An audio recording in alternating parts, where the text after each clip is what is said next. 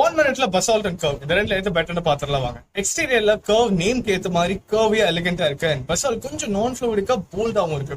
இன்டீரியர்ல பசால் கொஞ்சம் பலிஜன் கார் மாதிரி இருக்கு கர்வ் கூட கம்பேர் பண்றப்ப. ஆனா practicality, usability like button usage, instrument cluster usability இந்த மாதிரி விஷயத்துல பசால் தான் நல்லா இருக்கு. பேக் சீட்ஸ்ல கர்வோட பசால்ல நல்ல leg room and head room கொடுத்திருக்காங்க. டாலர் பேசஞ்சர்ஸ் 6 feet இருக்கிறவங்க கர்வ் பேக் சீட்ஸ்ல உட்கார ரொம்ப கஷ்டப்படுவாங்க, சில டைம் முடியவே முடியாது. இன்ஜின் ஆஸ்பெக்ட்ல கர்வ் டர்போ பெட்ரோல் இன்ஜின் பசால்டோட இன்ஜினோட ஆல்மோஸ்ட் 13 hours ஹையரா ப்ரொடியூஸ் பண்ணுது. ஆனா டிரைவ் பண்றப்போ பசால் தான் ஈகர் அண்ட் ஸ்போர்ட்டியா இருந்துச்சு. ஸ்டியரிங்ல கர்வ் ஈஸி அண்ட் லைட்டா இருக்கு, பட் பசால் கம்பேரிட்டிவ்லி கொஞ்சம் ஹெவியா இருக்கு.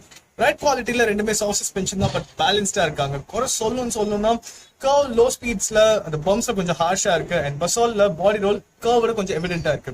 சேஃப்டில டாட்டா தாங்க கிராஷ் டெஸ்ட்ல 5 star செக்யூர் பண்ணிருக்கு. அண்ட் பசால் 4 star செக்யூர் பண்ணிருக்கு.